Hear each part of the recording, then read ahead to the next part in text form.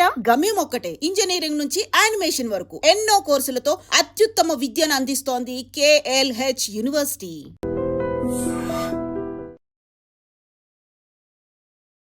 Hi, hello, నమస్తే, welcome back to iDream media. ఈరోజు మనతో ఉన్నారు 30 ఇయర్స్గా లా ప్రాక్టీస్ చేస్తూ ముఖ్యంగా ఇమ్మిగ్రేషన్ మనకి లాయర్గా ఉన్న రాహుల్ రెడ్డి గారు మనతో ఉన్నారు. ఈ స్టూడెంట్ వీసాకు సంబంధించి ఓపీటీ అండ్ స్టెమ్ ఎక్స్టెన్షన్ గురించి ఈరోజు ఎపిసోడ్లో మాట్లాడబోతున్నారు. మీకు ఏ డౌట్స్ ఉన్నా సరే కామెంట్ సెక్షన్లో మెన్షన్ చేయండి. దానిపై మరిన్ని సిరీస్ ఎపిసోడ్స్ రానున్నాయి. Hi sir. నమస్కారం. బాగున్నారా? బాగున్నాను sir. How are you? Good good.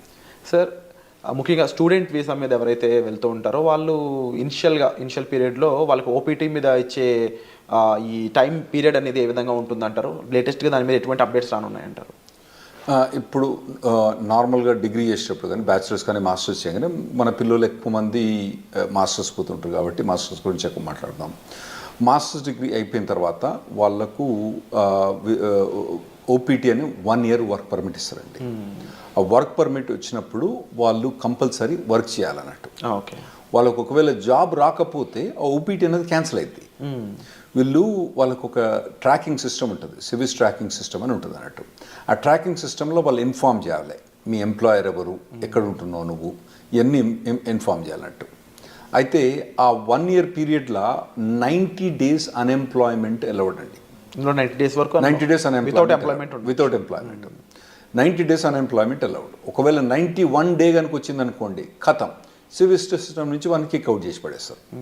అంటే అతను F1 వీసా ఖతమైంది, అక్కడ ఉండటానికి వీల్లేదు, అక్కడ ఓపీటీ అన్నది అతనికి ఇచ్చిన పర్మిట్ కూడా ఆటోమేటిక్గా క్యాన్సిల్ అయిపోతుంది అన్నట్టు. సో ఈ లోపల ఇతను ఎంప్లాయ్మెంట్ తీసుకోవడం కంపల్సరీ అవుతుందండి. సో ఈ లోపు ఎంప్లాయ్మెంట్ వచ్చింది అనుకుందాము, ఆఫ్టర్ 1 year ఆ ఎంప్లాయ్మెంట్ మీద ఎటువంటి ప్రొసీజర్ ఉంటుంది? స్టెమ్ ఎక్స్టెన్షన్ అనేది కంపల్సరీ చేయించుకోవాలి. అసలు స్టెమ్ ఎక్స్టెన్షన్ ఎందుకు చేయించాలంటే? అయితే ఇప్పుడు నార్మల్గా డిగ్రీస్ అక్కడ 2గా డివైడ్ చేస్తారండి. ఒకటేమో స్టెమ్ డిగ్రీ అంటే నార్మల్గా సైన్స్ కానివ్వండి, తర్వాత ఫిజిక్స్ కానివ్వండి, మ్యాథ్స్ కానివ్వండి, తర్వాత కంప్యూటర్ సైన్స్, ఇంజనీరింగ్ డిగ్రీస్, ఇవన్నీ స్టెమ్ డిగ్రీస్ అంటారండి. ఓకే. గవర్నమెంట్ అక్కడ పిల్లల్ని స్టెమ్ డిగ్రీస్ చేయడానికి ప్రమోట్ చేయడానికి ఈ స్టెమ్ ఎక్స్టెన్షన్ ఒకటి పెట్టింది అన్నట్టు. అంటే వీళ్ళకు మాస్టర్స్ డిగ్రీ కంప్లీట్ అయిపోయిన తర్వాత, అంటే కంప్యూటర్ సైన్స్లో మోస్ట్లీ మన వాళ్ళందరూ కంప్యూటర్ సైన్స్లో చేస్తారు కాబట్టి దాని గురించి ఎక్కువ మాట్లాడుకుందాం. సో అందులో ఫస్ట్ 1 year ఓపీటీ అని వర్క్ పర్మిట్ ఉంటుంది. ఆ వర్క్ పర్మిట్ అయిపోయిన తర్వాత అతనికి జాబ్ ఉంటే ఇంకొక 2 years వర్క్ పర్మిట్ వస్తుందండి. దాన్ని స్టెమ్ ఎక్స్టెన్షన్ అంటారు అన్నట్టు. ఆ స్టెమ్ ఎక్స్టెన్షన్లో కూడా 90 days అన్ఎంప్లాయ్మెంట్ అలౌడ్ అక్కడ, అందులో కూడా. అయితే రెండిట్లో కలిపి 150 రోజులే. అంటే ఎక్కడనో ఒక దగ్గర తగ్గించుకోవాలన్నట్టు. ఇక్కడ 90 days, అక్కడ 90 days బ్యాక్స్, ఓవరాల్గా 150 days దాటకూడదు అన్నట్టు. స్టెమ్ ఎక్స్టెన్షన్లో కూడా జాబ్ కంపల్సరీ ఉండాలి, జాబ్ కంపల్సరీ చేయాలి. అంటే ఈ 180 days పక్కన పెడితే యాక్చువల్లీ 150 90 + 90 కాదు అక్కడ. ఇక్కడ 60 ఇవ్వాలన్నా అక్కడ 70 ఎక్కడో కంట్రోల్ చేసి పెట్టాలన్నట్టు. సో ఇన్ కేస్ ఈ స్టెమ్ ఎక్స్టెన్షన్ కన్నా ముందు తనకి జాబ్ పోయినట్లయితే ఓపీటీ టైంలో ఇంకా స్టెమ్ ఎక్స్టెన్షన్ కూడా ఉండదంటారు. ఒకవేళ స్టెమ్ ఎక్స్టెన్షన్ చేసే టైంలో ఓకే, మీకు మొదలే స్టెమ్ ఎక్స్టెన్షన్ ఓపీటీ అయిపోక ముందే మీకు 3 months ముందే స్టెమ్ ఎక్స్టెన్షన్ ఫైల్ చేసుకోవచ్చు. ఒకవేళ స్టెమ్ ఎక్స్టెన్షన్ ఫైల్ చేసుకునే తప్పుడు ఒకవేళ జాబ్ లేదనుకోండి, ఇక మనని గోవిందా, అతనికి మాత్రం ఆ స్టెమ్ ఎక్స్టెన్షన్ రాదు. కంపల్సరీ అప్పుడు జాబ్ ఉండాలి. సో కంపల్సరీ ఓపీటీ టైంలో జాబ్ ఉండాలి అండ్ అది ఎక్స్టెన్షన్ టైంలో కంపల్సరీ జాబ్ ఉండాలి. ఓపీటీ మొదలైనప్పుడు ఉండనక్కర్లేదు, ఓపీటీ ఎండ్ అయ్యేటప్పుడు మాత్రం కంపల్సరీ ఉండాలి. లేకపోతే మనోడు గోవిందా అవుతాడు, స్టెమ్ ఎక్స్టెన్షన్ రాదు. సో ఓవరాల్గా how long they can stay? 3 years time duration proper stay చేయొచ్చు? అవునండి, 3 years. అంటే 2 years ఏమో వీళ్ళు మాస్టర్స్ చేస్తారు. టిపికల్గా 1.5 year. వీళ్ళు మన వాళ్ళు పోయేది ఆగస్ట్ పోయిన తర్వాత మే జూన్ కల్లా గ్రాడ్యుయేట్ అవుతారు నెక్స్ట్ ఇయర్కు. అంటే 1.5-2 years వీళ్ళు గ్రాడ్యుయేట్ అయిపోయిన తర్వాత మళ్ళీ వీళ్ళకు 3 years. ఫస్ట్ ఓపీటీ 1 year, తర్వాత స్టెమ్ ఎక్స్టెన్షన్ 2 years. ఈ 3 years పర్మిట్ ఉంటుంది, వర్క్ పర్మిట్. ఈ లోపల కనుక మనోడు లాటరీ, H1B లాటరీ మీకు తెలుసు కదా, మార్చ్లో 80,000 members H1B లాటరీ చేస్తారు కదా. అప్పుడు చేసినప్పుడు ఇతను ఎంప్లాయర్ H1B లాటరీ చేస్తే H1B వచ్చేస్తేనేమో ఖతం అన్నట్టు. ఓపీటీ స్టెమ్ ఎక్స్టెన్షన్ ఈ అబ్బాయికి అవసరం లేదు, H1B మూవ్ అవుతాడు అన్నట్టు. ఒకవేళ అప్పుడు కూడా రాకపోతే ఇక మళ్ళా వేరే వీసా పోవడం కానీ లేదా అంటే వెనకకు రావడం కానీ అవసరం పడుతుందండి వీళ్ళకు. ఈ ఓపీటీ స్టెమ్ ఓపీటీ రెండు సిమిలర్ అనిపిస్తుంది సార్, డిఫరెన్సెస్ ఏం లేవా ఈ రెండిట్లో? చాలా డిఫరెన్స్ ఉందండి. ఓపీటీ ఉన్న స్టెమ్ ఎక్స్టెన్షన్ చాలా డిఫరెన్స్ ఉంది. ఓపీటీ పీరియడ్లో వాలంటరీ ఎంప్లాయ్మెంట్ అలౌడ్, అంటే internship, unpaid internship allowed. Okay. అంటే ఏదైనా కంపెనీ ద్వారా కానీ ఏదైనా ట్రైనింగ్ ఇస్తాననుకోండి, ఈ అబ్బాయి కనుక అక్కడికి పోయి, అబ్బాయి కానీ అమ్మాయి కనుక అక్కడికి పోయి వాళ్ళు ట్రైనింగ్ తీసుకుంటే పని చేయకున్నా కూడా ట్రైనింగ్ తీసుకున్నందుకు దానికి డబ్బులు ఇవ్వరు. ఎందుకంటే ట్రైనింగ్ ఇచ్చేది ఎక్కువ, డబ్బులు ఎందుకు ఇస్తాడు? ఇవ్వడు కదా. ఇవ్వనప్పుడు కూడా ఇతను ఓపీటీ పీరియడ్లో అక్కడ ట్రైనింగ్ తీసుకుంటే అది ఎంప్లాయ్మెంట్ కింద కౌంట్ అవుతుందండి. ఓకే. అదే స్టెమ్ ఎక్స్టెన్షన్కి వచ్చేటప్పుడు కంపల్సరీ పెయిడ్ ఎంప్లాయ్మెంట్ అన్నది అవసరం. ఓపీటీ పీరియడ్లో ఏమో voluntary or paid unpaid internship allowed, paid allowed, unpaid allowed. కానీ స్టెమ్ ఎక్స్టెన్షన్కి వచ్చేవాడు కంపల్సరీ పెయిడ్ అలౌడ్ అన్నట్టు, కంపల్సరీ పెయిడ్ ఉండాలి. పెయిడ్ లేకపోతే మనోడు బయటపడాల్సి వస్తుంది అన్నట్టు. ఈ అన్ఎంప్లాయ్మెంట్ రూల్ అనేది ఎలా వర్కౌట్ అవుతుంది ఓపీటీలో కానీ స్టెమ్ ఓపీటీలో కానీ? రైట్. ఇప్పుడు ఓపీటీ ఉన్నప్పుడు నేను చెప్పాను కదండి 90 days. ఓకే, 90 daysలో అంటే ఇతను కనుక ఒక 30 days కనుక సేవ్ చేసుకుంటే మళ్ళీ నెక్స్ట్లో కూడా 90 వాడుకోవచ్చు. అంటే ఇక్కడ 60 వాడుకొని మళ్ళీ నెక్స్ట్ 90 వాడుకుంటే బెటర్. ఓకే, కానీ ఇతనికి 90 days దాకా పర్మిట్ ఉంటుంది అన్నట్టు. సో నార్మల్గా వీళ్ళకి ఇంటర్న్షిప్స్ వస్తాయండి బాగానే. లేకపోయినా కానీ మన చాలా కన్సల్టింగ్ కంపెనీస్ ఏం చేస్తారంటే వీళ్ళని ట్రైనింగ్లో పెడతారు బాగా. అంటే పర్టికులర్గా ఏదైనా పర్టికులర్ టెక్నాలజీ ఉందనుకోండి, ఇప్పుడు ఏఐ అనేది బాగా హాట్ టెక్నాలజీ. ఈ పొరగాళ్ళు ఏం చేస్తారు, ఈ పొరగాలను తీసుకొని మొత్తం అందరినీ మంచిగా ఒక ట్రైనింగ్ ఇప్పించేసి వాళ్ళకి బాగా పర్టికులర్ దాని మీద ట్రైనింగ్ ఇచ్చి ప్లేస్ చేస్తారు. అంటే వాళ్ళ ఎంప్లాయర్ కూడా లాభం ఉంటుంది, ఎందుకంటే వీళ్ళు ప్లేస్ చేసినప్పుడు వాళ్ళకి వచ్చే డబ్బులలో వాళ్ళ కమిషన్ ఉంటుంది కదా, అది బాగానే వాళ్ళకు ఉంటుంది కాబట్టి అట్లా చాలా. సో ఓపీటీ పీరియడ్ అన్నప్పుడు నార్మల్గా అయితే మన వాళ్ళు ఎవరికి కూడా ఇబ్బంది ఉండకూడదండి. ట్రైనింగ్ బాగానే ఇస్తారు, ట్రైనింగ్ బాగానే ఇచ్చే కంపెనీలు ఉన్నాయి, వీళ్ళు తీసుకునే కంపెనీ. స్టెమ్ ఎక్స్టెన్షన్కి వచ్చేటప్పుడు మాత్రం ఇబ్బంది అయింది. ఎందుకంటే స్టెమ్ ఎక్స్టెన్షన్ మీద ఉన్నప్పుడు పేమెంట్ అన్నది, పెయిడ్ జాబ్ అన్నది ఉండాలి కదా. అప్పుడు పెయిడ్ జాబ్ ఇంకా లేకపోతే మాత్రం మన వాళ్ళకి ఇబ్బంది అవుతుందండి అప్పుడు. సో ఓపీటీలో టైంలో అన్ఎంప్లాయ్మెంట్ అనేది ఉండకూడదు, అట్లీస్ట్ ఇంటర్న్గానే పనిచేసి ఉండాలి. రైట్. లేకపోతే కంపల్సరీ వెనక్కి రావాల్సిందే తప్ప.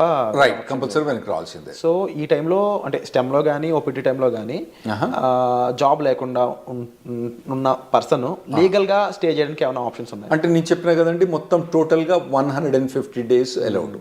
ఫస్ట్ దాంట్లో 90 చేస్తే నెక్స్ట్ 60, ఫస్ట్ దాంట్లో 60 చేస్తే నెక్స్ట్ 90. ఏ దాంట్లో కూడా 90 కన్నా ఎక్కువ చేయరాదు అన్నట్టు.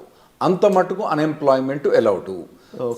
ఫస్ట్ ఓపీటీ పీరియడ్లో మీకు stem voluntary unpaid internship allowed, stem extension allowed కాదు.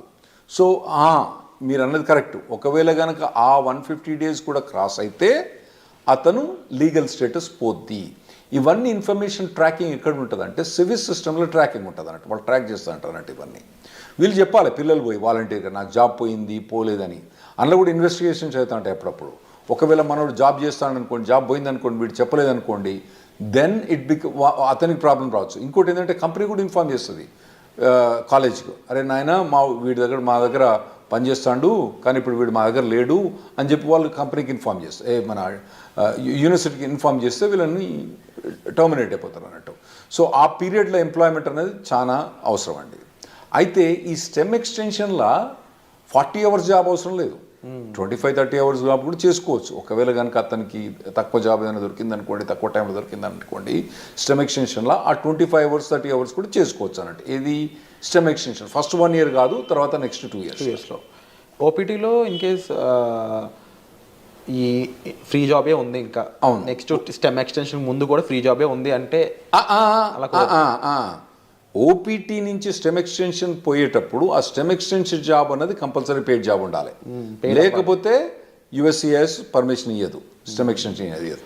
సో లీగల్గా వీళ్ళు ఎలాంటి అప్లై చేయొచ్చు? ఫర్ ఎగ్జాంపుల్ అప్పటికి జాబ్ ఫైండ్ అవుట్ చేయకపోతే లీగల్గా ఇంకేం చేయలేరు అంటారా? అవునండి. స్టెమ్ ఎక్స్టెన్షన్ అప్పుడు కనుక ఒకవేళ కనుక ఫస్ట్ 1 yearలోనేమో వీళ్ళకి ఇంటర్న్షిప్ జాబ్స్ ట్రైనింగ్స్ బాగానే ఉంటుంది.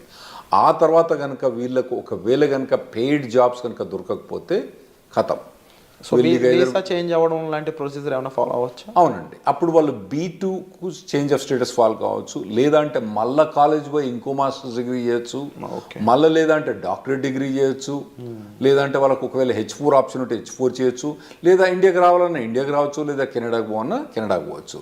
సో అప్పుడప్పుడు మన వాళ్ళు వచ్చి జనాలు వచ్చి చెప్తా అంటారు, నేను 2 మాస్టర్స్ డిగ్రీ చేసిన, 3 మాస్టర్స్ డిగ్రీ చేసిన అంటారు. వీళ్ళు ఏంది అక్కడ 2 మాస్టర్స్ డిగ్రీ చేసింది ఎందుకు?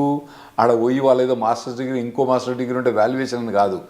90% ఆఫ్ ద మెంబర్స్ ఏమవుతారంటే వాళ్ళు అక్కడ ఉండటానికి వేరే మాస్టర్స్ డిగ్రీ చేస్తారు. అది ఇంకోటి మీరు అడగొచ్చు ఏంటంటే, మరి ఇంకో మాస్టర్స్ డిగ్రీ చేస్తే మళ్ళీ 3 ఏళ్ళు పర్మిట్ వస్తుందా?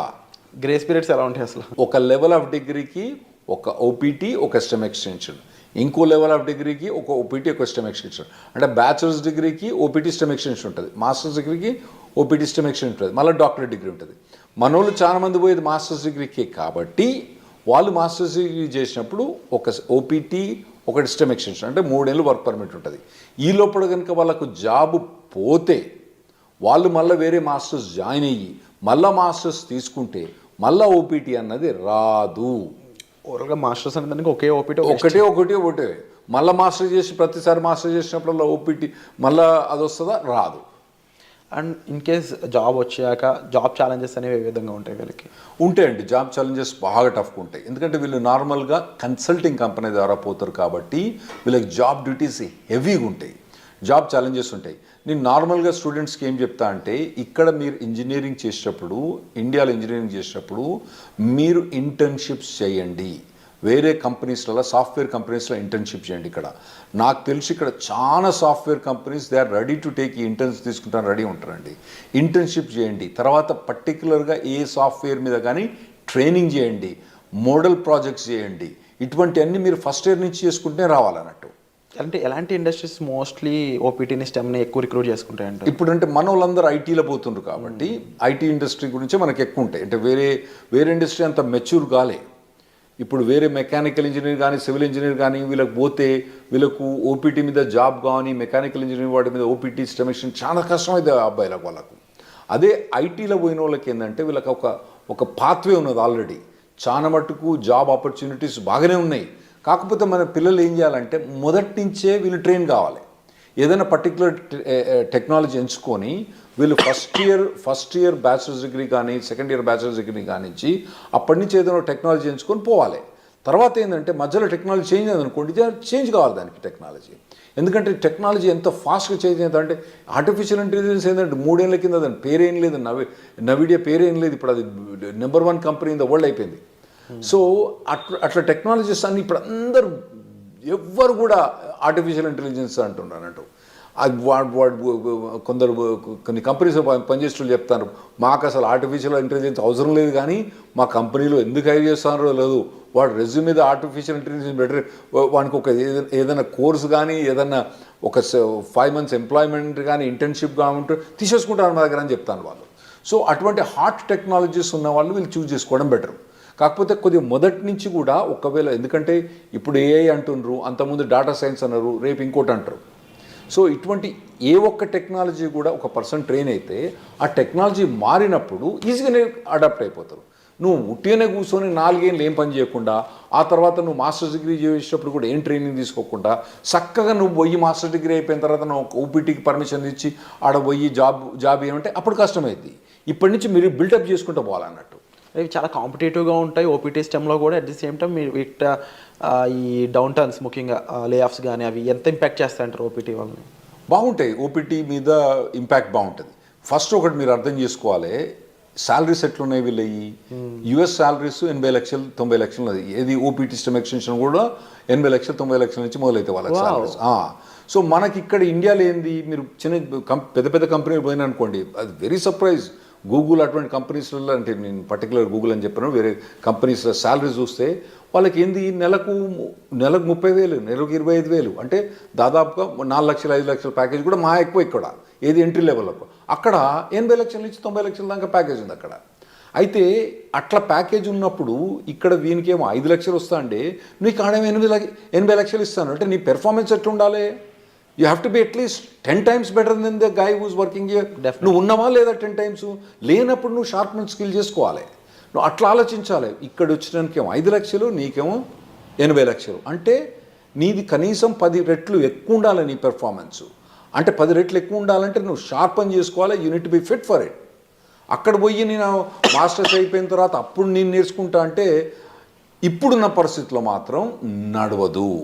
100% కరెక్ట్ సార్. డెఫినెట్లీ మీరు చెప్పిన విషయాలన్నీ కూడా. అండ్ ముఖ్యంగా ఓపీటీ స్టెమ్లో స్టూడెంట్ సిచ్యువేషన్ ఏ విధంగా ఉంటుంది, టైం పీరియడ్ ఎలా ఉంటుంది, గ్రేస్ పీరియడ్స్ అండ్ రాకపోతే ఏంటి పరిస్థితి, ఈ విషయాలన్నీ విన్నారు కదా. అలాగే H1B లాటరీ పరిస్థితుల్లోనూ ఆఫ్టర్ జాబ్ వచ్చాక లైక్లీ ఎఫెక్ట్స్ ఏమేమి ఉంటాయి అనేవి వచ్చే ఎపిసోడ్లో చూద్దాం. So stay tune. Thank you so much for information. Thanks.